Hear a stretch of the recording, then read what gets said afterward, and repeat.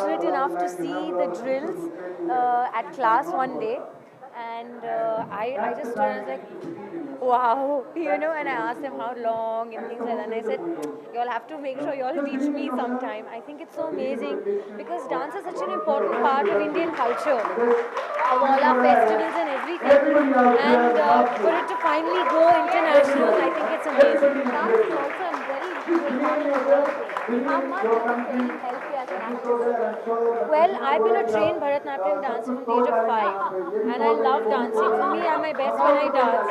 So I guess it is helpful, and Bollywood has its own style. So it's fun as long as you enjoy it. Everything is Any fun. one message that you would like to give these to I think I'm really proud. The important thing is not to win but to take part, and they've already come second. They've come so far.